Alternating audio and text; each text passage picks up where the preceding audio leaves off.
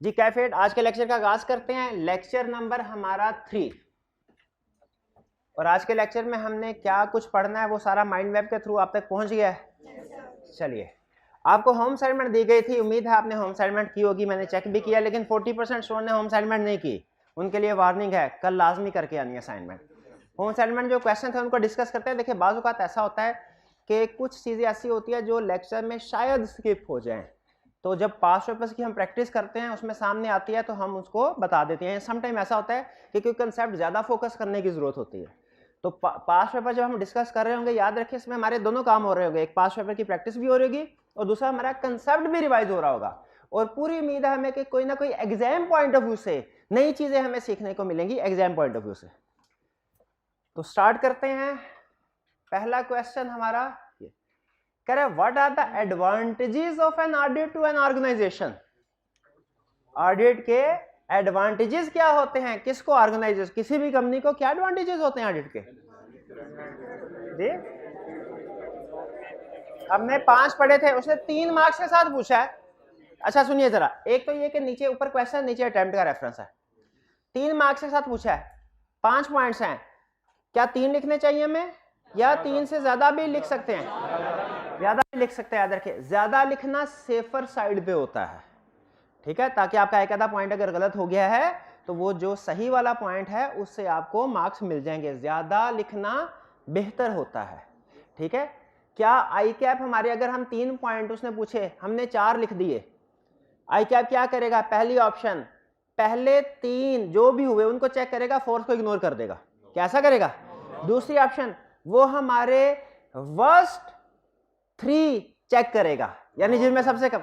तीसरी ऑप्शन, वो हमारे बेस्ट 3 पॉइंट चेक करे, बेस्ट है। याद रखिए, आगे चल के हम कुछ ऐसे क्वेश्चंस करेंगे जिसमें कहेगा कि इसमें से 7 रिस्क आइडेंटिफाई करो, इसमें से 8 वीकनेसेस आइडेंटिफाई करो, इसमें से 3 थ्रेट्स आइडेंटिफाई करो। तो जितने वो कहे नंबर उतना तो हम पे लाजमी है, लेकिन एग्जाम के क्वेश्चन में ना इससे ज्यादा पॉइंट्स होते हैं, ठीक है। तो आप अगर इक्का दुक्का पॉइंट से ज्यादा भी, अच्छा बहुत ज्यादा नहीं, ये नहीं कि 7 पूछे आप 14 लिखने, नहीं 7 पूछे 8 या ज्यादा से ज्यादा 9, क्योंकि वरना आपका टाइम वेस्ट हो जाएगा। उसके ऊपर हो सकता है कि दूसरा क्वेश्चन स्किप हो जाए, तो एक आधा पॉइंट एक्स्ट्रा लिख देना हमेशा बेहतर होता है। इस क्वेश्चन से हमने क्या सीखा एग्जाम पॉइंट ऑफ व्यू से? एग्जाम पॉइंट ऑफ व्यू से क्या नई चीज सीखी इस क्वेश्चन से? एक आधा पॉइंट लिखना हमेशा बेहतर होता है। बताइए क्या एडवांटेजेस है, क्या एडवांटेज है? Sale and purchase of business.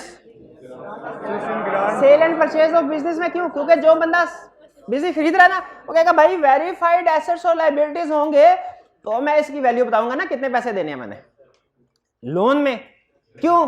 Bank कहता है लोन चाहिए तो वेरीफाइड एसेट्स की लिस्ट लाओ, बैलेंस शीट लेके आओ, ठीक है। फिर इसके बाद क्रेडिबिलिटी इंक्रीज होती है। क्यों? क्योंकि ऑल मिसस्टेटमेंट्स आर आइडेंटिफाइड ना, ऑल नहीं, most of the misstatements are identified, ठीक है। फिर मैनेजमेंट की परफॉर्मेंस पता चल कि मैनेजमेंट अपनी statutory and non statutory duties, यानी जितनी भी ड्यूटीज है मैनेजमेंट की, वो पूरी कर रही है कि नहीं कर रही, ठीक है। ये ड्यूटीज पता ना, जो भी मैनेजमेंट के जिम्मे काम लगाओ।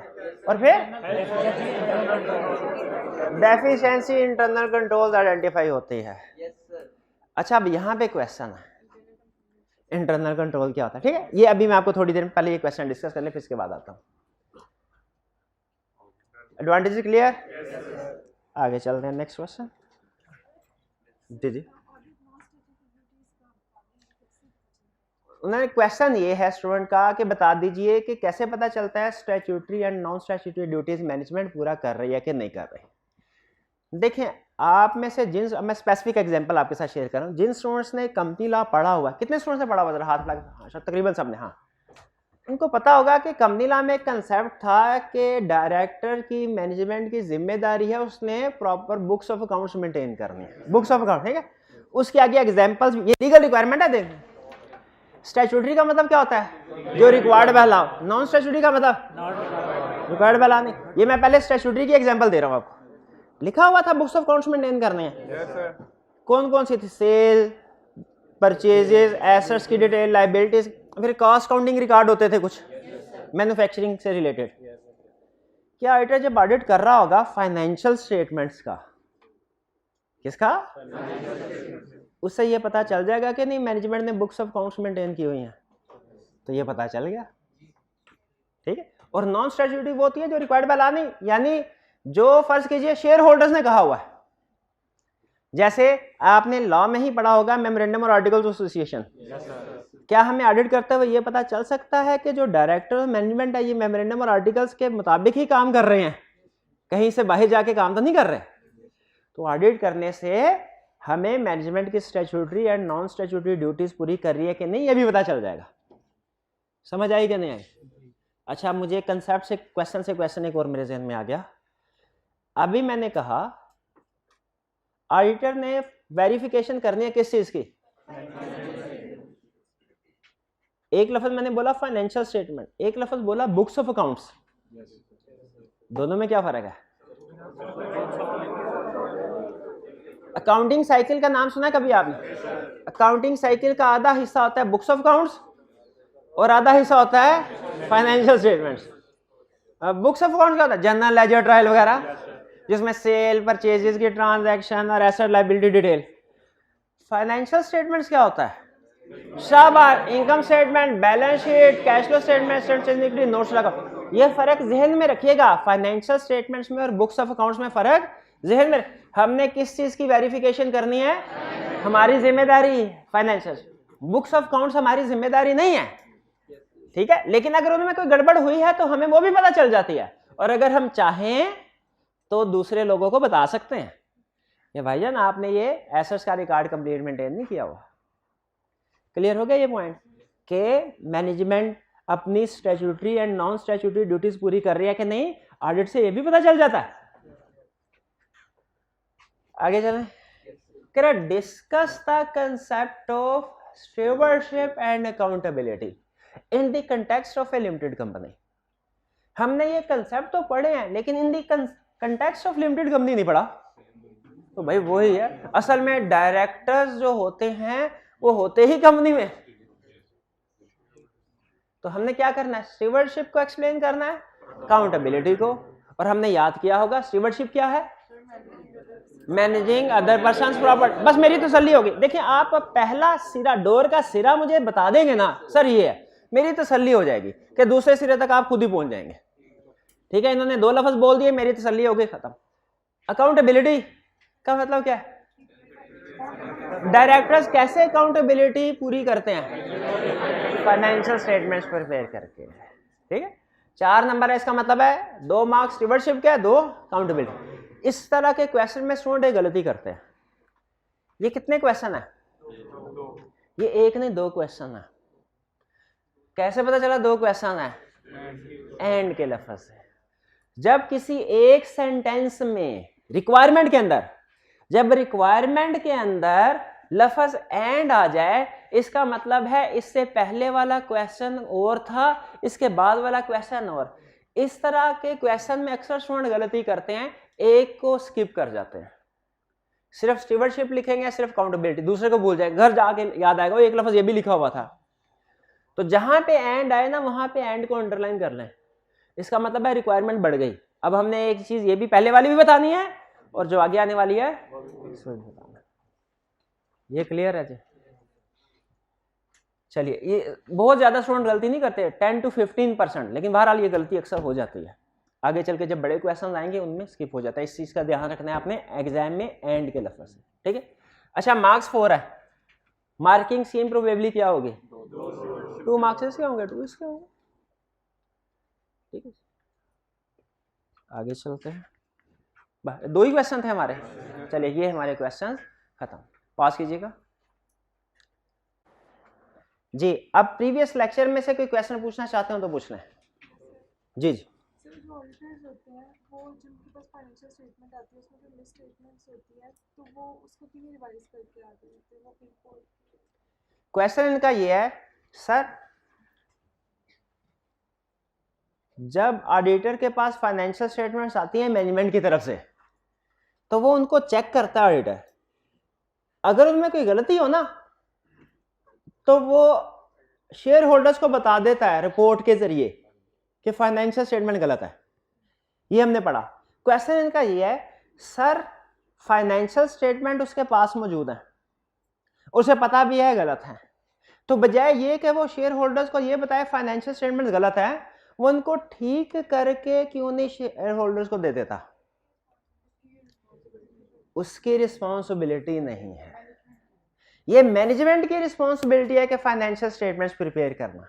इसलिए प्रैक्टिकली क्या होता है जरा सुन लीजिए, लेकिन याद रखिए फिर भी ये इलॉजिकल लगता है कि अगर एक चीज गलत है तो वो शेयर होल्डर के पास सही कर, पता चल गया क्या गलती है, तो वो बजाय ये कि शेयर होल्डर के सामने वो लेके जाया जाए और फिर कहा जाए ये गलत है, उसको सही करके क्यों नहीं शेयर होल्डर के सामने रखा जा रहा? ये बिल्कुल कुछ प्रैक्टिकली होता क्या है, प्रैक्टिकली जब मैनेजमेंट फाइनेंशियल स्टेटमेंट प्रिपेयर करती है ऑडिटर के हवाले करते हैं, ऑडिटर उनसे एक फॉर्मल क्वेश्चन पूछता है, जी बताइए आपने जो फाइनेंशियल स्टेटमेंट्स बनाई है आपके ख्याल में कोई गड़बड़ तो नहीं है? मैनेजमेंट कहते हैं सर हमने अपनी तरफ से ना बिल्कुल ठीक बनाई है, हमारे ख्याल में तो कोई मसला नहीं है, बाकी आप अपना चेकिंग कर लें। ऑडिटर को जब कोई वेरिफिकेशन करते हुए कोई मिस स्टेटमेंट सामने आती है ना, तो प्रैक्टिकली याद रखें ऑडिटर फौरन ही शेयर होल्डर्स को रिपोर्ट नहीं देता, बल्कि पहले मैनेजमेंट को एक मौका देता है, मैनेजमेंट को कम्युनिकेट करता है कि सर आप इस फाइनेंशियल स्टेटमेंट्स को करेक्ट कर लें। अगर मैनेजमेंट फाइनेंशियल स्टेटमेंट्स को करेक्ट कर ले तो वो ऐसे हो जाता है जैसे कभी गलती थी, फाइनेंशियल स्टेटमेंट ठीक हो जाती है ना, फाइनेंशियल ठीक हो जाती। लेकिन अगर मैनेजमेंट फाइनेंशियल स्टेटमेंट को करेक्ट नहीं करती ना, फिर ऑडिटर शेयर होल्डर को रिपोर्ट देता है, और जिसमें वो कौन सी रिपोर्ट होती है? मॉडिफाइड। तो मॉडिफाइड, अनमॉडिफाइड नहीं है, क्योंकि गलतियां गड़बड़ है। तो ये समझ आ गया कि ऑडिटर खुद से फाइनेंशियल, उसके पास अथॉरिटी नहीं होती, उसके पास एक्सेस ही नहीं होती। प्रैक्टिकली सॉफ्टवेयर पे बनती है फाइनेंशियल स्टेटमेंट, वो सॉफ्टवेयर मैनेजमेंट के पास होता है, ऑडिटर के पास नहीं होता। ऑडिटर चेकिंग करता है और गलती आ जाए तो स्टेप नंबर 1 में क्या करता है? फौरन रिपोर्ट नहीं देगा, स्टेप नंबर 1 में क्या करेगा? मैनेजमेंट को कम्युनिकेट करेगा। अगर मैनेजमेंट ठीक नहीं करती फिर वो मॉडिफाइड रिपोर्ट इशू करेगा। और याद रखें जब केस स्टडीज आएगी ना, तो आपने ये पॉइंट नहीं भूलना। बाज़ औक़ात हम ज्यादा बड़ा इशू जो होता है ना उसको एड्रेस कर जाते हैं, छोटे सिंपल इशू को इग्नोर कर देते हैं। कहता है गड़बड़ है, क्या कौन सी रिपोर्ट आएगी? स्टूडेंट कहता है डायरेक्ट मॉडिफाइड रिपोर्ट। एग्जाम में कहता है भाई आधे नंबर स्टूडेंट ने लूज कर दिए, क्यों? उसने मैनेजमेंट को करेक्टिंग करने वाले बात ही नहीं बताई। तो ये ज़हन में रखिएगा, प्रैक्टिकली क्या होता है कि जब मसला सामने आता है पहले मैनेजमेंट को कम्युनिकेट किया, अगर मैनेजमेंट रिफ्यूज कर दे ठीक नहीं करनी हमने, फिर मॉडिफाइड रिपोर्ट दिया जाता है। ऑडिटर बहरहाल खुद फाइनेंशियल स्टेटमेंट को ठीक नहीं कर सकता। ऑडिटर खुद प्रैक्टिकली ना, हम फाइनेंशियल स्टेटमेंट्स में एक नुक्ता भी नहीं लगा सकते बाय लॉ, एक नुक्ता भी नहीं लगा सकते, क्योंकि वो फाइनेंशियल स्टेटमेंट प्रिपेयर करना हो जाएगा। हमारे पास वो सॉफ्टवेयर ही नहीं है जिस पे फाइनेंशियल स्टेटमेंट बनती है, वो तो मैनेजमेंट के पास है। क्लियर हो गया? और कोई क्वेश्चन? जी, ऑडिट में और रिव्यू में क्या फर्क है, ये हम स्टडी करेंगे कल के लेक्चर में, इंशाल्लाह। ऑडिट और रिव्यू, इनका क्वेश्चन ऑडिट और रिव्यू में क्या फर्क है, मैंने कहा मैं आज नहीं समझाऊंगा, कल समझाऊंगा। दोनों का मतलब, दोनों में कॉमन क्या चीज है भला? दोनों में वेरिफिकेशन होती है।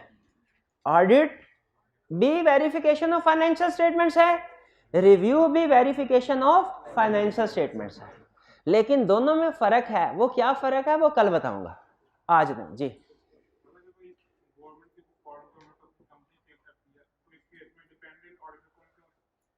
अगर कोई,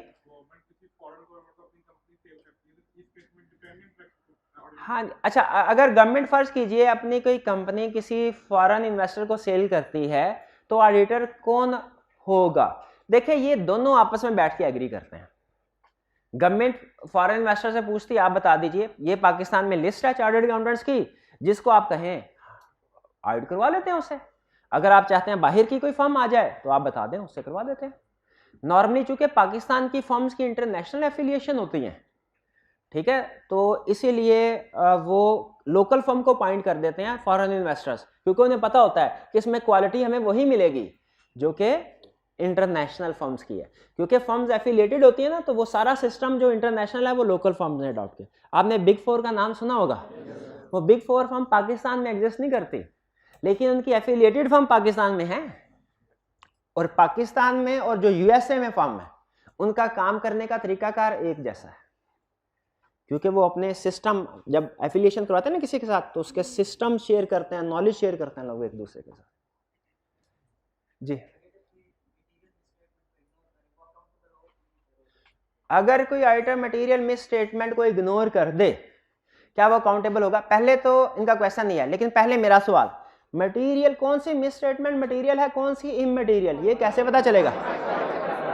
5% ऑफ प्रॉफिट का रोल है। अगर 5% ऑफ प्रॉफिट से ज्यादा है मटेरियल, अगर कम है तो इमटेरियल। अगर वो इग्नोर कर दे जानबूझ के, तो बिल्कुल वो लायबल होगा, उसको फांसी पे लटका देंगे हम। भाई क्यों 5% ऑफ प्रॉफिट? अगर तो कम की होती ना तो हम छोड़ देते, लेकिन अगर ज्यादा की है और वो इग्नोर कर देता है, उसके सामने आई और उसने इग्नोर कर दी, तो क्या करना है? फांसी पे लटका दें। बिल्कुल वो लायबल है, भुगतेगा। जी,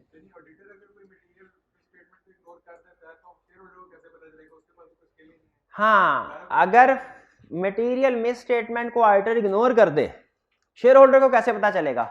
उनके पास तो अक्सर, हाँ, बहुत सी रीजन है। समटाइम नेक्स्ट ऑडिटर आ जाता है, वो कहता है पिछले साल में मसला है। समटाइम कोई अंदर के एम्प्लॉइज मुखबरी कर देते हैं कि सर ऑडिटर भी मिला हुआ है, उससे पता चल जाता है। ये जो बिग 4 आपने सुना है ना, ये अगर आज से 15 साल 20 साल पहले आप ऑडिट पढ़ रहे होते सीए कर रहे, तो आप सुनते बिग 5। एक 5वीं कंपनी थी आर्थर एंडरसन एंड कंपनी, उन्होंने यही काम किया था। 100 साल से कंपनी फर्म थी, चल रही थी 100 साल से, 100 साल।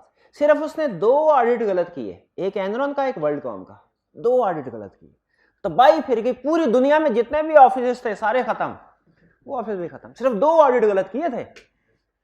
तो कैसे पता चला? वो मुखबरी हो गई, सामने आ गए। और फ्रॉड जो होते हैं ना, वो अल्टीमेटली कभी ना कभी सामने आ ही जाते हैं। तो चाहे आज उनका, पता है क्या, आज खड़े हैं ना, आज उनका 6 साल पहले वाला जो फ्रॉड था ना, जो बात, और फर्म को पता था सीएफ, लेकिन उन्होंने नहीं बताया, 6 साल पहले वाली स्टोरी सामने आई थी, आजकल की नहीं आई थी। तो वहां के इन्वेस्टर ने ये नहीं सोचा कि 6 साल पुरानी बात है, चलो छोड़ो माफ कर दो। उन्होंने कहा नहीं, पहले भी वही पार्टनर थे 6 साल पहले, आज भी वही पार्टनर है, ये उधर भी ये काम करते थे, ये आज भी यही काम कर रहे होंगे। ट्रस्ट खत्म हो जाता है। हमारा प्रोफेशन, हम क्या चीज बेचते हैं? ट्रस्ट है सिर्फ हमारा, अश्योरेंस, इसी चीज का नाम है ना, अश्योरेंस। ठीक भाई, ये सवाल समझ आ गया आपको? ठीक है, सवाल समझ, जो पूछा था आपने। आपका क्या क्वेश्चन है? क्या मॉडिफाइड का मतलब बेस्ट व्यू है? मॉडिफाइड का लफ्ज याद रखिएगा, मैंने ऑडिट रिपोर्ट के साथ जोड़ा है, फाइनेंशियल स्टेटमेंट के साथ नहीं जोड़ा। और ट्रू एंड फेयर व्यू और बेस्ट व्यू का लफ्ज फाइनेंशियल स्टेटमेंट के साथ जोड़ा है, ऑडिट रिपोर्ट के साथ नहीं जोड़ा। ये फर्क ध्यान में रखिएगा। तो आप ये नहीं कह सकते कि audit report true and fair view present कर रही है, फाइनेंशियल स्टेटमेंट करती है या नहीं करती। और आप ये नहीं कह सकते फाइनेंशियल स्टेटमेंट मॉडिफाइड है या अनमॉडिफाइड है, वो रिपोर्ट होगी जो मॉडिफाइड और अनमॉडिफाइड होगी। तो ये फर्क ध्यान में रखना है। क्लियर हो गया? तो मॉडिफाइड अलग है, बेस्ट व्यू अलग है। जी मेरे, जी पूछो पूछो पूछो। ऑडिटर सिर्फ फाइनेंशियल स्टेटमेंट को चेक करता है या कुछ और चीजें भी? कुछ और चीजें भी, लेकिन आगे सवाल नहीं पूछना आपने कि वो क्या चीज। हमारे सिलेबस की हद तक सिर्फ फाइनेंशियल स्टेटमेंट, वो C5 लेवल पे जाता है। अच्छा, अब आते हैं C5 लेवल पे, जब आप जाएंगे ना, वहां पे पढ़ेंगे ऑडिटर और कौन कौन सी चीजें वेरीफाई करता है।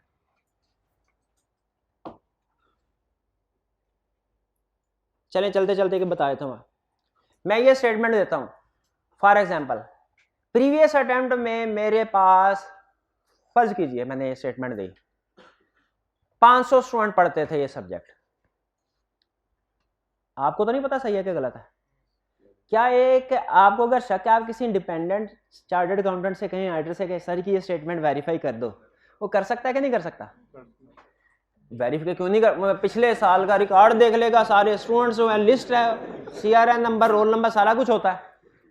लेकिन ये फाइनेंशियल स्टेटमेंट तो नहीं है, ये एक स्टेटमेंट तो है, फाइनेंशियल स्टेटमेंट तो है, फाइनेंस, इसको भी वेरीफाई करते हैं, लेकिन ये आप एडवांस लेवल पे पढ़ेंगे। अब लर्निंग ऑब्जेक्टिव 1 में कंसेप्ट में वर्ड यूज हुआ था इंटरनल कंट्रोल। बहुत अहम कंसेप्ट, बहुत अहम, इसीलिए कल नहीं करवाया था। इसके ऊपर 15-20 मिनट लगाऊंगा मैं। तैयार हैं सीखने के लिए?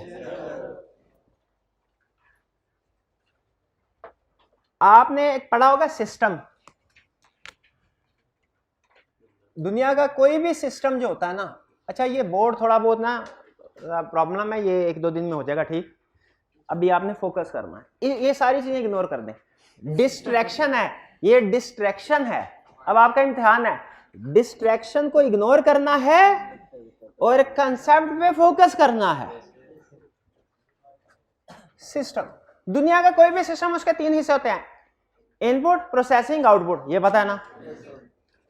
जो काउंटिंग सिस्टम है इसके भी 3 हिस्से होंगे, इनपुट, प्रोसेसिंग, एग्री करते हैं?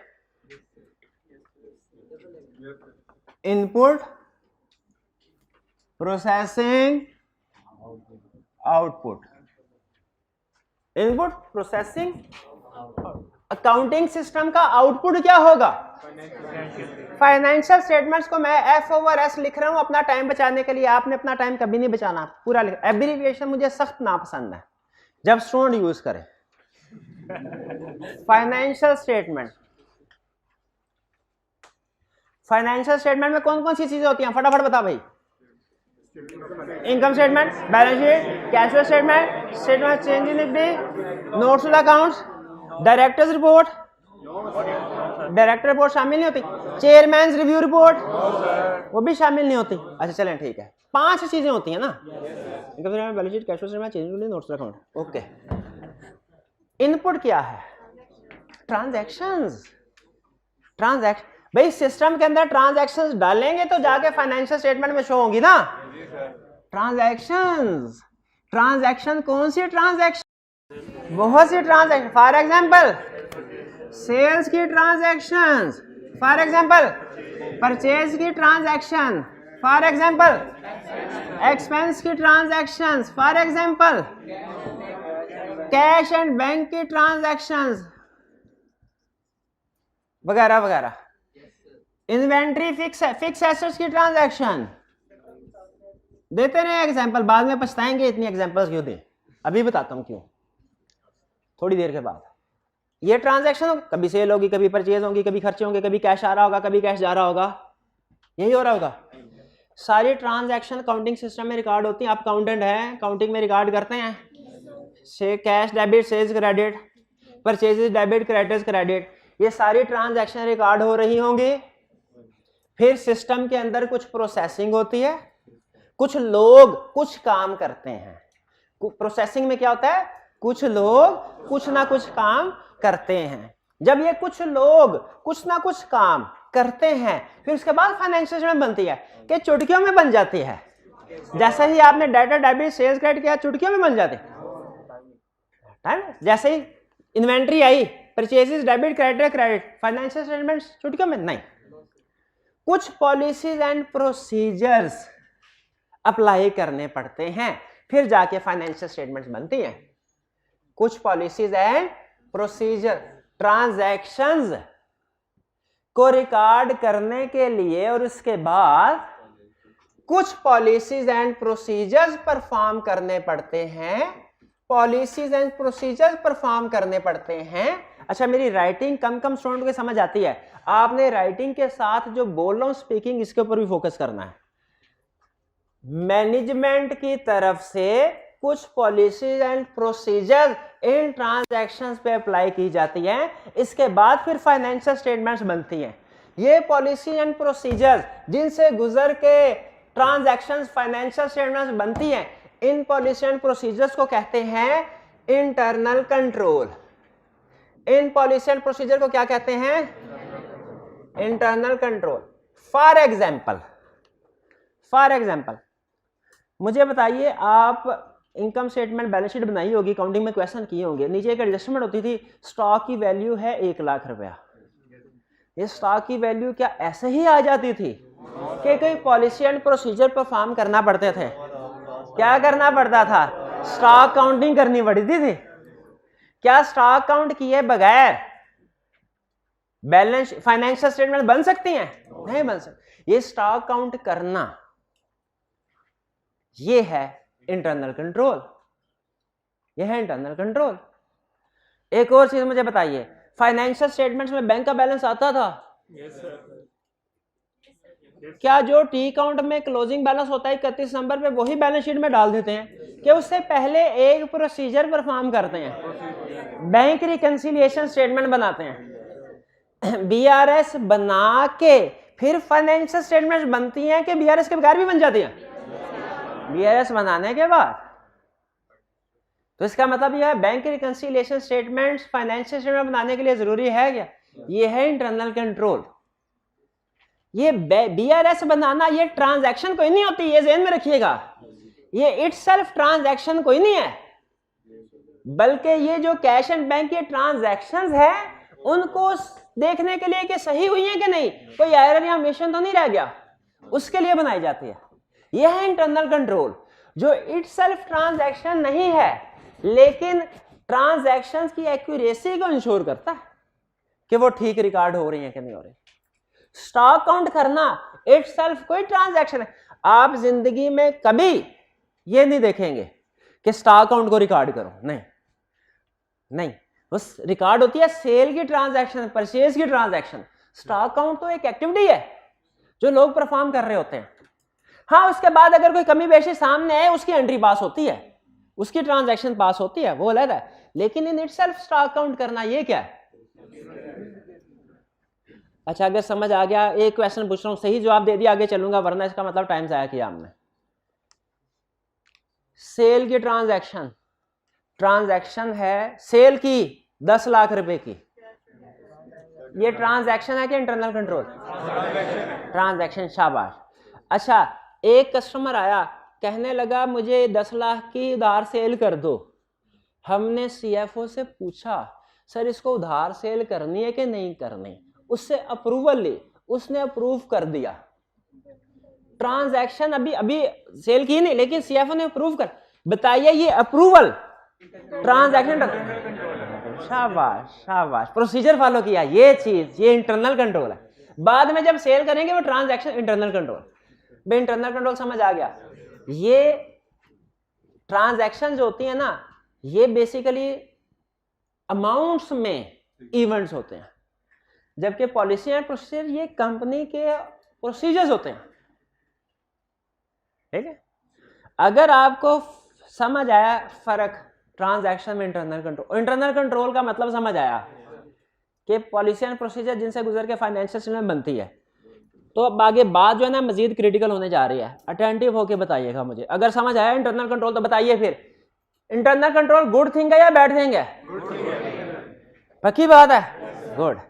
हमारे सीनियर हमें ये कहते हैं कि इंटरनल कंट्रोल स्ट्रॉन्ग भी हो सकते हैं, वीक भी हो सकते हैं। फिर हमें कहते हैं अगर इंटरनल कंट्रोल स्ट्रॉन्ग है तो ए ऑडिटर तुम खुश हो जाओ। क्यों? क्योंकि इंटरनल कंट्रोल फाइनेंशियल स्टेटमेंट नहीं है, लेकिन ये फाइनेंशियल स्टेटमेंट्स को इफेक्ट करते हैं। कैसे इफेक्ट करते हैं? अगर इंटरनल कंट्रोल स्ट्रॉन्ग है, फाइनेंशियल स्टेटमेंट्स में गलती का चांस कम है। अगर इंटरनल कंट्रोल्स वीक हैं, फाइनेंशियल स्टेटमेंट में गलती का चांस। बे स्ट्रॉन्ग और वीक का मतलब क्या? अगर किसी जगह पे स्टॉक काउंट हो रहा है तो बताइए इन्वेंट्री की फिगर सही होगी कि गलत? मोस्ट प्रोबेबली सही होगी। इंटरनल कंट्रोल स्ट्रॉन्ग है। और अगर स्टॉक काउंट नहीं, पता चला स्टॉक काउंट नहीं हो रहा, अंदाजे से फिगर डाल दी, वीक है, गलती का चांस।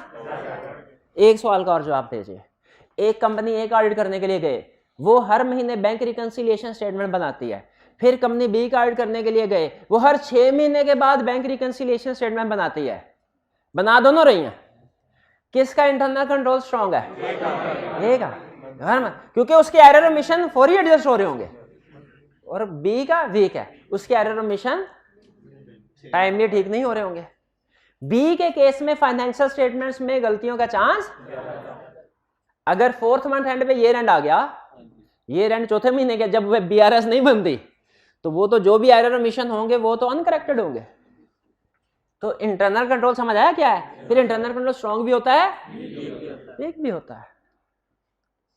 स्ट्रॉन्ग है तो रिस्क ऑफ मिस स्टेटमेंट कम है, और वीक है तो रिस्क ऑफ मिसस्टेटमेंट। अच्छा मुझे बताइए आपके कितने सब्जेक्ट हैं इस अटेम्प्ट में दे रहे हैं, कौन कौन से? ऑडिट, टैक्स और R2, ठीक है।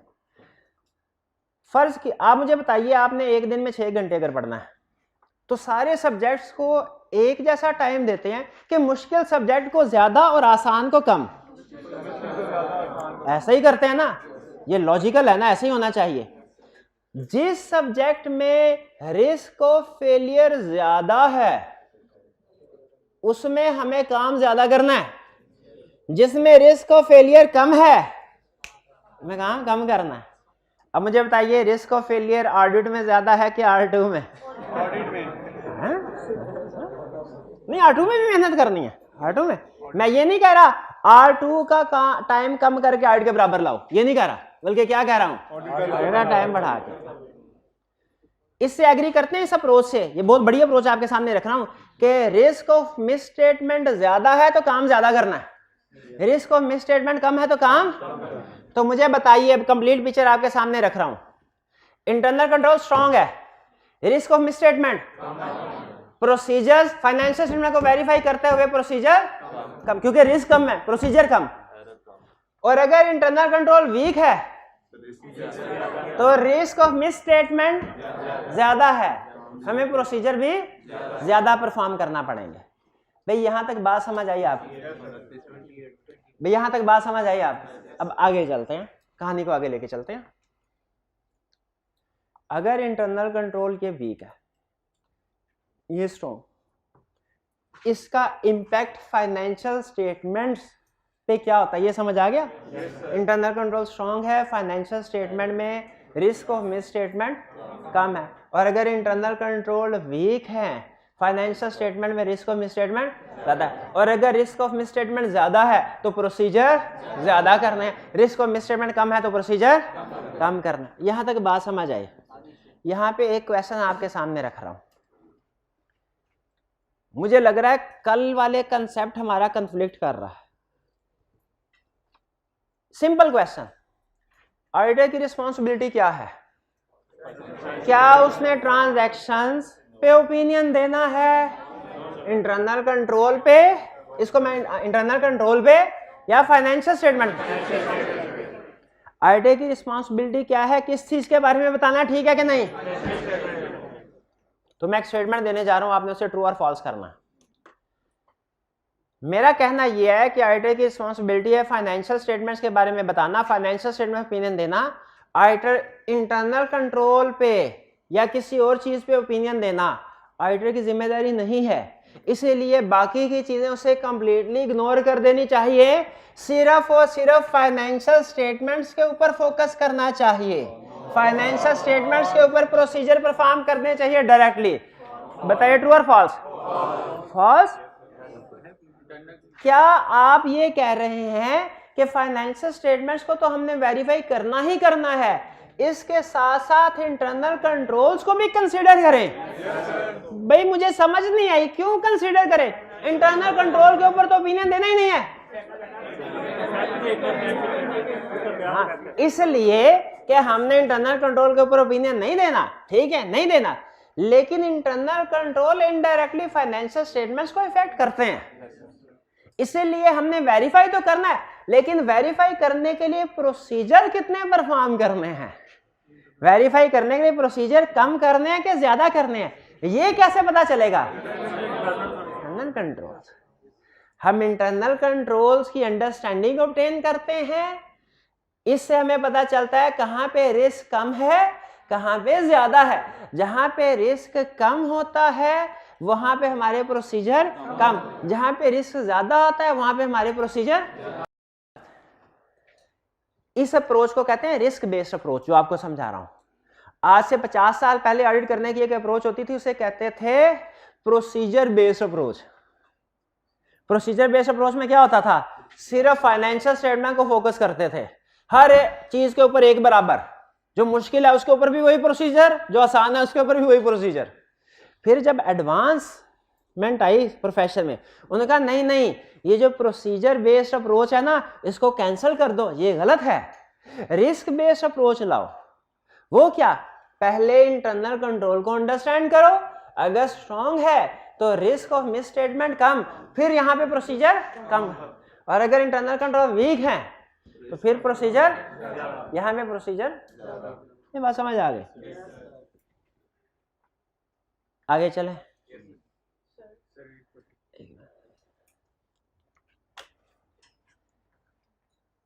इंटरनल कंट्रोल को अंडरस्टैंड किया, यहां तो पता चलेगा स्ट्रांग है या वीक है। अगर अप्रूवल्स हो रही हैं, अगर रिकंसिलिएशन स्टेटमेंट बन रही हैं, स्टॉक काउंट वगैरह हो रहे हैं, तो इसका मतलब कंट्रोल स्ट्रांग। और अगर नहीं हो रहे, जब इंटरनल कंट्रोल वीक होता है ना, उसे वीकनेस भी कहते हैं, उसे डेफिशिएंसी भी कहते हैं, उसे डेविएशन भी कहते हैं। एक ही चीज के तीन नाम। इंटरनल कंट्रोल वीक हो तो उसे वीकनेस भी कहते हैं, डेफिशिएंसी भी कहते हैं, डेविएशन भी कहते हैं। ठीक है। इंटरनल कंट्रोल में अगर कोई गड़बड़ हो, फिर से बताइए उसे क्या कहते हैं? वीकनेस, मैं वीकनेस का लफ्ज लेके आगे चलूंगा, डेफिशिएंसी या डेविएशन। ठीक है। इंटरनल कंट्रोल में गड़बड़ हो सकती है, इंटरनल कंट्रोल की गड़बड़ को क्या कहते हैं? In internal control. Financial statement में गड़बड़ हो सकती है, फाइनेंशियल स्टेटमेंट में जो गड़बड़ होती है इसे क्या कहते हैं भला? Miss statement. शाबाश शाबाश,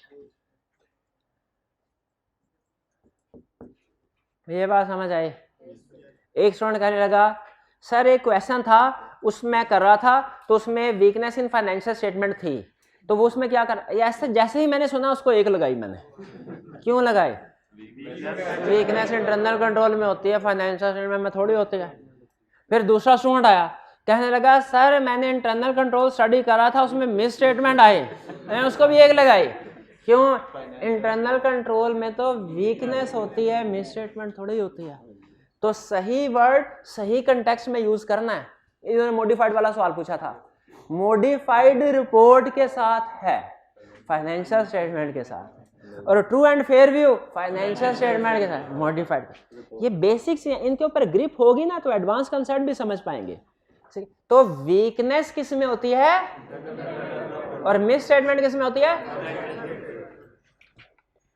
सुन लीजिएगा, वीकनेस इन इंटरनल कंट्रोल से रिस्क ऑफ मिस स्टेटमेंट बढ़ता है, लेकिन रिस्क ऑफ और रिस्क ऑफ मिस स्टेटमेंट होना और चीज है, मिस स्टेटमेंट होना और चीज है। हाँ, टेक्निकल कंसेप्ट है, नहीं समझ आए ना? समझ आ रही है? फिर से सुनिए। अच्छा, अगर आप कहें तो मैं एग्जांपल ऐड कर दूं, तो थोड़ा फिर लेक्चर स्पीड स्लो हो जाएगी, लेकिन कंसल्ट मैं आपको बता रहा हूं वीकनेस में और मिस स्टेटमेंट में फर्क है। एक भाईजान है, डेली नहीं आते, टाइम पे भी नहीं आता है, हर रोज 1.25 घंटा पढ़ते हैं, कहते हैं सर काम तो सारा कर लिया है, तो बाकी मैंने 45 मिनट नहीं पढ़ने और मैं बोर हो गया हूं। डेली 2 घंटे भी नहीं पढ़ते, वीकली टेस्ट भी नहीं देते, कभी आते हैं कभी नहीं आते, सवाल भी नहीं पूछते। इनके इंटरनल कंट्रोल स्ट्रांग है कि वीक है? रिस्क ऑफ बहुत ही वीक। हाँ, रिस्क ऑफ मिस स्टेटमेंट ज्यादा, रिस्क ऑफ फेलियर, इससे एग्री करते हैं कि ऐसे स्टूडेंट का रिस्क ऑफ फेलियर ज्यादा है। एग्री करते हैं ना? क्या कंफर्म में फेल हो जाएंगे? कंफर्म नहीं है।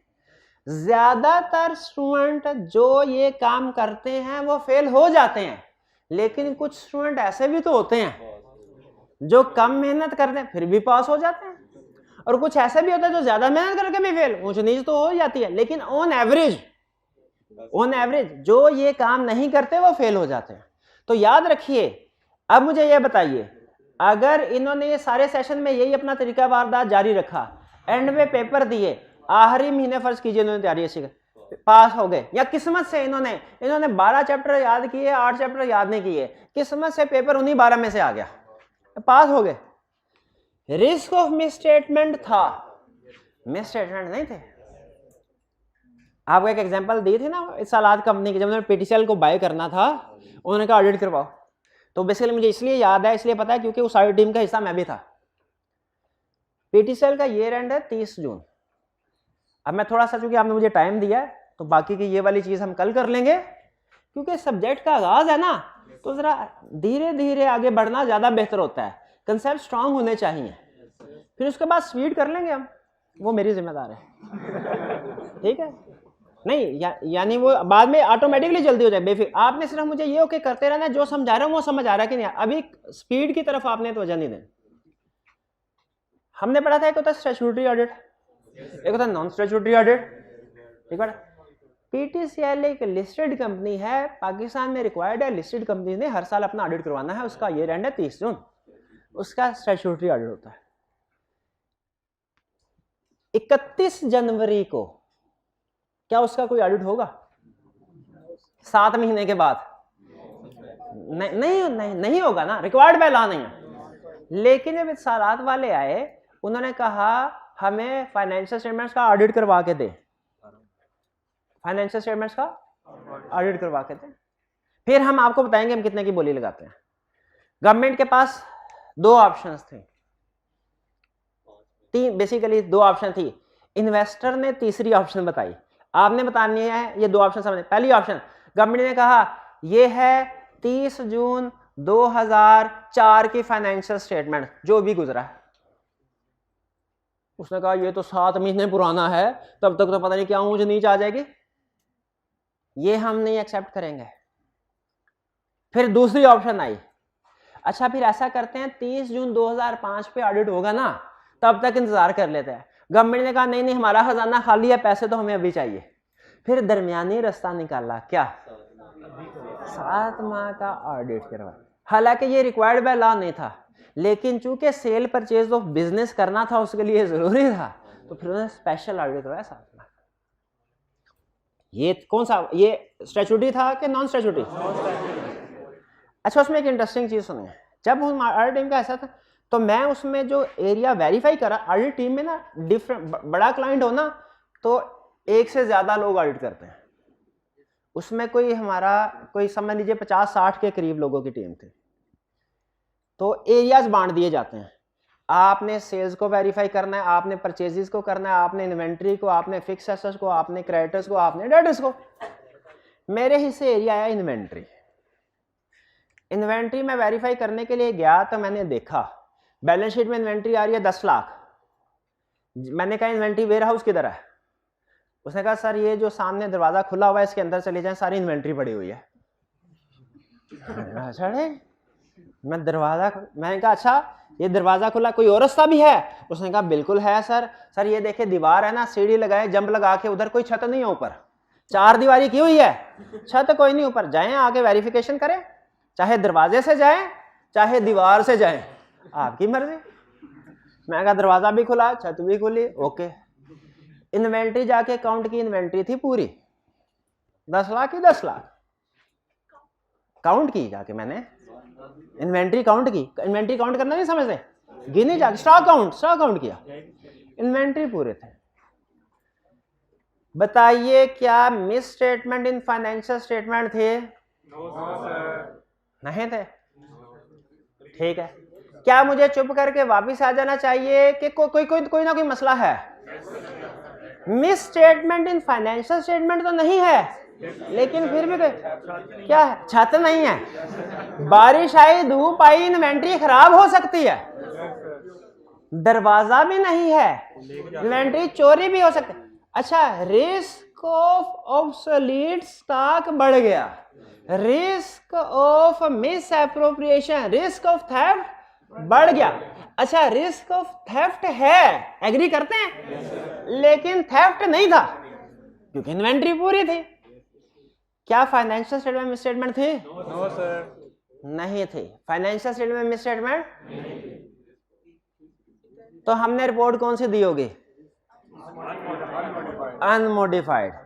लेकिन रिस्क था, इंटरनल कंट्रोल वीक था। क्या हमें ये किसी ना किसी को बताना चाहिए था? ये ऐसे बताना चाहिए। अच्छा, अब यहां पे सुनिए, यहां पे रुक जा जरा। इंटरनल कंट्रोल में वीकनेस है, क्या हमें किसी को बतानी चाहिए? किसको बतानी चाहिए? कितने स्टूडेंट का ख्याल है? हाथ उठा के बताएं। कितने स्टूडेंट का ख्याल है मैनेजमेंट को बताएं? कितने स्टूडेंट्स का ख्याल है शेयर होल्डर्स को बताएं? कितने स्टूडेंट्स का ख्याल है दोनों को बताएं? पहले मैनेजमेंट को फिर शेयर होल्डर्स को। अच्छा बताइए, जब आपका रिजल्ट आता है घर वाले क्या पूछते हैं? पहली ऑप्शन ये पूछते हैं रिजल्ट क्या है, या ये पूछते हैं कि सारा साल क्या करते रहे, सारा सेशन क्या करते रहे? मुझे ये बताइए, रिजल्ट आया, भाई ने पूछा रिजल्ट क्या है, वाले साहब ने पूछा रिजल्ट क्या है, आपने कहा मैंने बड़ी पढ़ाई की थी, रोज 2-2 घंटे पढ़ता रहा है, बड़े क्वेश्चन, ये देखे 4 रजिस्टर भरे हैं, ये मेरे टेस्ट हैं सारे, मैं टेस्ट भी देता रहा था, ठीक है, सर से सवाल भी बड़े पूछे थे। वो भाई क्या कहेंगे? वो भाई कहेगा ओ इधर उधर की बातें ना कर, मुझे रिजल्ट बता, मुझे इससे गर्ज नहीं है, मुझे तुम्हारी एफर्ट से गर्ज नहीं है, रिजल्ट से गर्ज है, रिजल्ट बताओ। भाई ऐसे ही होगा ना? शेयर होल्डर को बताइए क्या इस सिस्टम से गर्ज होगी कि कौन सी पॉलिसी एंड प्रोसीजर मैनेजमेंट ने अडॉप्ट की है फाइनेंशियल स्टेटमेंट बनाने के लिए, या उन्हें फाइनेंशियल स्टेटमेंट से गर्ज होगी, ठीक है कि नहीं? यस। तो याद रखें, weakness in internal control share holders को कभी कम्युनिकेट नहीं करते, उन्हें इससे कोई गर्ज ही नहीं है। तो इंटरनल कंट्रोल में वीकनेस अगर होगी किसको कम्युनिकेट करनी है? फिर बताइए, वीकनेस इन इंटरनल कंट्रोल किसको कम्युनिकेट करनी है? मैनेजमेंट को, मैनेजमेंट ओनली। अच्छा, ज़बानी कलामी करेंगे कि रिटर्न फॉर्म में? तो याद रखें, हम रिटर्न फॉर्म में जो भी लेटर लिखते हैं ना, उसे कुछ ना कुछ नाम जरूर देते हैं। जैसे होता है ना अपॉइंटमेंट लेटर, जैसे होता है अथॉरिटी लेटर, जैसे होता है टर्मिनेशन लेटर, तो उसी तरह हम एज ऑडिटर जो भी रिटर्न फॉर्म में पेज, उसका कोई ना कोई नाम। तो जिस पेज के वीकनेस इन इंटरनल कंट्रोल लिख के मैनेजमेंट को देते हैं, उसका भी एक नाम है। क्या नाम है उसका? मैनेजमेंट लेटर कहते हैं, या उसे मैनेजमेंट लेटर या लेटर ऑफ वीकनेस ये कहते हैं। समझ नहीं आ रही होगी आपको, मुझे पता है जो लिखा है, लेकिन नहीं, जो लिख रहा हूं मैं, लिखे नहीं हुआ। मैनेजमेंट लेटर या letter of weakness. Management letter क्यों कहते हैं? मैनेजमेंट दिया जा रहा है। लेटर ऑफ वीकनेस क्यों कहते हैं? और जो फाइनेंशियल, अब इसके अपोजिट है फाइनेंशियल स्टेटमेंट। फाइनेंशियल स्टेटमेंट में गड़बड़ है उसे क्या कहते हैं? Miss statement. किसी को बतानी चाहिए? किसको? अच्छा, प्रैक्टिकली एक स्टेप हम एक्स्ट्रा करते हैं। पहले मैनेजमेंट को कहा, मैनेजमेंट फर्ज करें मैनेजमेंट ने करेक्ट नहीं की हुई, तो मिस स्टेटमेंट किसको बताएंगे? ज़बानी कलामी के रिटर्न फॉर्म में। उस लेटर को क्या कहते हैं? Audit report. शाबाश।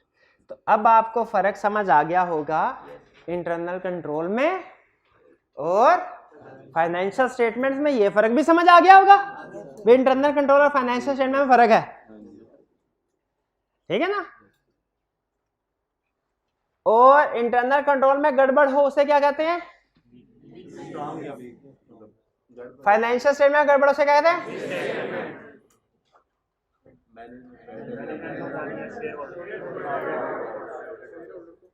क्लियर हो गई ये बात? चलिए ये अच्छा, आप मुझे बताइए, हमारी वाली एग्जांपल पे वापस आ जाएं।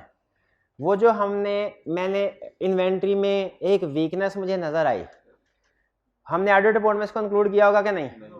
नहीं, क्योंकि मिस स्टेटमेंट मैनेजमेंट को किया था रिटर्न फॉर्म में कि भाईजान ये मसला है, इसको ठीक कर लें, अभी तो मिस स्टेटमेंट नहीं है, कल को हो सकती है, रिस्क है, रिस्क है। भाई ये क्लियर हो गया आपको? चले, ये है हमारा अकाउंटिंग सिस्टम। अच्छा, अब टाइम कितना है? कोई क्वेश्चन है तो पूछ लीजिए, वन बाय वन जी। नहीं, इनका क्वेश्चन ये, उन्होंने कहा सर अभी तो आपने कहा था कि ऑडिटर बुक्स ऑफ अकाउंट्स को चेक नहीं करता, और अभी आप कह रहे हैं कि उसमें देखना है, उसको पता चल रहा है। याद रखें, याद रखें, हमारी मेन रिस्पॉन्सिबिलिटी फाइनेंशियल स्टेटमेंट की है। इनके ऊपर यानी हमने अपनी ऑडिट रिपोर्ट में बताना फाइनेंशियल स्टेटमेंट ठीक है कि नहीं, इंटरनल कंट्रोल ठीक है कि नहीं, है फाइनेंशियल स्टेटमेंट में नहीं बताना, ट्रांजैक्शंस ठीक है कि नहीं। अगर वो फाइनेंशियल स्टेटमेंट्स को इफेक्ट नहीं कर रही फर्ज करें तो फिर नहीं। यानी हमने अपनी रिपोर्ट में फाइनेंशियल स्टेटमेंट्स पर ओपिनियन देना है, इनके ऊपर ओपिनियन फाइनेंशियल स्टेटमेंट के अलावा किसी के ऊपर ओपिनियन नहीं देना। लेकिन याद रखें इसका यह मतलब नहीं कि हम इनको बिल्कुल इग्नोर कर देते हैं, कंसीडर ही नहीं करते, नहीं नहीं कंसीडर करते हैं। स्टैंडर्ड में एक लाइन लिखी हुई है टेक्निकली कि auditor is required to obtain understanding of internal control. मैं एहतियात के साथ, क्योंकि एडवांस वर्ड है ना, एहतियात के साथ बोल रहा हूं, अगर समझ आ जाए तो अच्छी बात, ना समझ आए तो कोई मसला नहीं। कहता है auditor is required to obtain understanding of internal control but not for purpose of expressing opinion on internal control but rather to assess risk of misstatement. ये बात समझ आई? ये बात है, यानी ऑडिटर ने जो अंडरस्टैंडिंग इंटरनल कंट्रोल की ऑब्टेन करनी तो है, लेकिन इसलिए नहीं कि इंटरनल कंट्रोल के बारे में बताया रिपोर्ट में, इसलिए नहीं क्योंकि शेयर होल्डर को इंटरनल कंट्रोल से कोई गर्ज ही नहीं है, बल्कि किस लिए, ताकि इस अंडरस्टैंडिंग की बेस पे रिस्क असेस करे, रिस्क की बेस पे प्रोसीजर डिसाइड करे। ठीक है, उसने डायरेक्टली इस चीज के ऊपर ओपिनियन नहीं देना। क्लियर हुई ये बात? और हाँ, वेरिफिकेशन करते बुक्स ऑफ, जिस तरह हम इंटरनल कंट्रोल, जिस तरह हम ऑडिट करते हुए वेरिफिकेशन ऑफ फाइनेंशियल स्टेटमेंट्स करते हुए हम इंटरनल कंट्रोल को कंसीडर करते हैं, उस तरह बुक्स ऑफ अकाउंट्स को भी कंसीडर करते हैं। हम क्लाइंट से कहते हैं लाओ भाई अपना रिकॉर्ड लेके आओ, कैश बुक लेके आओ, बैंक रिकंसिलिएशन स्टेटमेंट लेके आओ, ठीक है, दूसरी चीजें लेके आओ, सेल्स का रिकॉर्ड लेके आओ, परचेजेस का, ये सारा लेके आते हैं। लेकिन इनका मकसद क्या होता है? इनका मकसद क्या होता है? फाइनेंशियल स्टेटमेंट्स पे ओपिनियन एक्सप्रेस, डायरेक्टली इनके ऊपर ओपिनियन एक्सप्रेस नहीं करते हम। ठीक है भाई, बात समझ आ रही है? यानी कंक्लूजन वाली लाइन बोल रहा हूं, हमारे अकाउंटिंग सिस्टम में ये तीनों चीजें शामिल हैं, ट्रांजैक्शंस भी, इंटरनल कंट्रोल भी, फाइनेंशियल स्टेटमेंट्स भी। एज ऑडिटर हमारी रिस्पॉन्सिबिलिटी फाइनेंशियल स्टेटमेंट्स पे ओपिनियन एक्सप्रेस करना है, लेकिन इसका यह मतलब नहीं कि हम सिर्फ और सिर्फ फाइनेंशियल स्टेटमेंट्स के ऊपर काम करते हैं। काम हम इनके ऊपर भी करेंगे, काम हम, लेकिन क्यों करेंगे इनके बारे में बताना तो जरूरी नहीं है, रिस्क असेस करने के लिए। शाबाश, एक पर्पस होता है सिर्फ, अंडरस्टैंडिंग ऑफ इंटरनल कंट्रोल और अंडरस्टैंडिंग ऑफ ट्रांजैक्शन, इसका एक पर्पस होता है। वो पर्पस क्या है? Risk assessment. इनके ऊपर रिपोर्ट में ओपिनियन इंक्लूड करना पर्पस नहीं है। रिपोर्ट में ओपिनियन सिर्फ तीनों में से एक चीज का आएगा, क्या? लेकिन प्रैक्टिकली अंडरस्टैंडिंग हम इनकी भी ऑब्टेन करेंगे। क्यों? रिस्क असेसमेंट के लिए, रिस्क असेसमेंट के लिए। ये बात समझ आ रही है आपको? ठीक है, ये हाँ जी बिल्कुल। इसमें अगर हमें कोई भी मसला मसाइल नजर आता है ना, इन दोनों में कोई भी मसला मसाइल नजर आता है, तो आपने उसे, चूंकि रिपोर्ट में तो ओपिनियन एक्सप्रेस नहीं करना, उसे हम फिर लेटर ऑफ वीकनेस में मैनेजमेंट को कम्युनिकेट करते हैं। क्लियर हो गई ये बात? और कोई क्वेश्चन? वन बाय वन जी सर। जिस तरह डेप्रिसिएशन प्रोविजंस और अक्रूवल अकाउंटिंग फाइनेंशियल ट्रांजैक्शन नहीं है, तो वो सारी इंटरनल कंट्रोल में फॉल करती है। हाँ, इसके बारे में हम डिटेल में अंडरस्टैंड कर। अब देखिए, मैंने अभी आपको सिर्फ 2-3 एग्जांपल्स बताई हैं इंटरनल कंट्रोल्स की। ये असल में इंटरनल कंट्रोल्स की ना कुछ मजीद एग्जांपल्स पूछना चाह रहे हैं, और मुझसे कुछ एग्जांपल्स इन्होंने बताई हैं, कहाँ बताइए सर ये इंटरनल कंट्रोल है कि नहीं। मैं भी ज्यादा आपको एग्जांपल्स शेयर नहीं करना चाहता, अभी ब्रॉड लेवल पे कंसेप्ट बिल्ड करना चाहता हूं। जब कंसेप्ट बिल्ड हो गया ना, फिर उसके बाद एग्जांपल्स बहुत सी आएंगी। क्वेश्चंस में बेतहाशा एग्जांपल्स है। हमारा एक पूरे का पूरा चैप्टर है जिसमें कोई सैकड़ों तो नहीं, समझ लीजिए 100-150 के करीब मिस स्टेटमेंट है, और हमारा एक चैप्टर है जिसमें 150-200 के करीब वीकनेसेस हैं। तो इनकी एग्जांपल्स बहुत ज्यादा हैं। और आगे आएंगी, लेकिन मैं अभी मजीद एग्जांपल शेयर करके ना इस सब्जेक्ट को मुश्किल नहीं बनाना चाहता आपके लिए। अभी मुझे सिर्फ इतना बताइए, जितना कंसेप्ट समझाया वो समझ आया आपको? चलिए, और कोई क्वेश्चन? जी,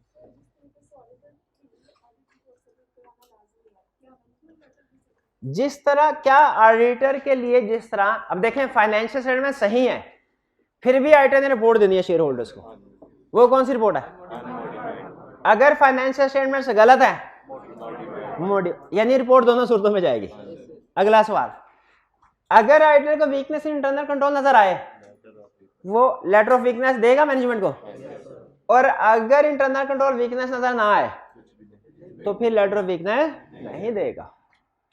ठीक है, हमारे एक लॉ है उसमें ये लिखा हुआ है कि ऑडिटर ऑडिट रिपोर्ट देना तो ऑडिटर की रिस्पॉन्सिबिलिटी है, प्राइमरी रिस्पॉन्सिबिलिटी है, लेकिन weakness in internal control auditor की प्राइमरी रिस्पॉन्सिबिलिटी नहीं है। नजर आ जाए तो बता दो, और अगर ना नजर आए तो ना बताओ। जी जी,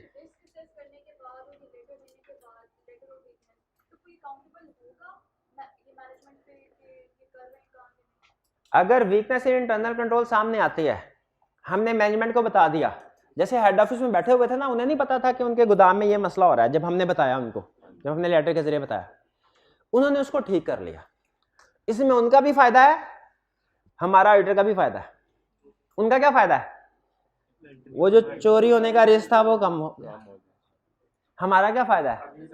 अगली दफा जब आएंगे ऑडिटर, अगली दफा का फायदा है, अगली दफा के ऑडिटर के लिए तो रिस्क इंटरनल कंट्रोल स्ट्रांग हो गया, रिस्क कम हो गया, हमें अगली दफा के ऑडिट में प्रोसीजर कम परफॉर्म करने पड़ेंगे। ठीक है, लेकिन ये बहरहाल मैनेजमेंट का डिसीजन होता है।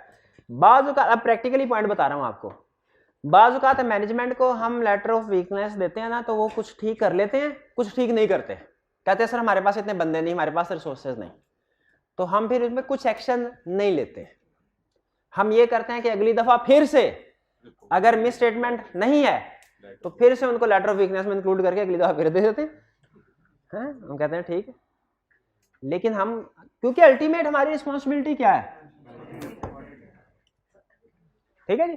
अच्छा, मजे की बात सुन लें, इवन अगर कोई मिस स्टेटमेंट हो ना और मैनेजमेंट उसको करेक्ट ना करे, हम मैनेजमेंट को खचाई इस सूरत में भी नहीं कर सकते। अगर मैनेजमेंट इंटरनल कंट्रोल ठीक ना करे, हम मैनेजमेंट की खिंचाई नहीं कर सकते। इवन मिस स्टेटमेंट हो फिर भी नहीं, ये कौन करेंगे? ठीक है, और कोई क्वेश्चन? करेक्ट कर लेते हैं वो तो फिर हम रिपोर्ट में मेंशन करेंगे ना। हाँ, ये अच्छा क्वेश्चन है। उन्होंने कहा सर अगर हम मिस स्टेटमेंट को करेक्ट कर लेते हैं, अगर मिस स्टेटमेंट को करेक्ट कर लेते हैं तो रिपोर्ट में क्या लिखेंगे? दो ऑप्शन दे रहा हूं। पहली ऑप्शन, रिपोर्ट में लिखेंगे ऑडिटर ये लिखेगा सर पहले मिस स्टेटमेंट गलत थी, उनमें ये गलतियां थी, अब ठीक है। या दूसरी ऑप्शन, ये फाइनेंशियल में ठीक है। सेकंड ऑप्शन, क्योंकि मैनेजमेंट को इस चीज, सॉरी शेयर होल्डर को इस चीज से गर्ज नहीं है कि फाइनेंशियल स्टेटमेंट कितने फेजेस से गुजर के हमारे पास आई हैं, उनको सिर्फ एक चीज से कर, जो फाइनल ड्राफ्ट हमारे पास आ रहा है, जो फाइनल वर्जन हमारे पास आ रहा है वो ठीक है कि नहीं, तो हम उसके बारे में बताते हैं। हाँ, अब इनका क्वेश्चन ये है, तो सर इसमें तो फिर मैनेजमेंट बेतहाशा मिस स्टेटमेंट करेगी कि पकड़े गए तो ठीक कर लेंगे, नहीं पकड़े गए तो चलने दें। अब यहाँ पे ना, अच्छा इसके अलावा कोई क्वेश्चन है यहाँ? जी जी, ये मैं अभी इसका आंसर करता हूँ।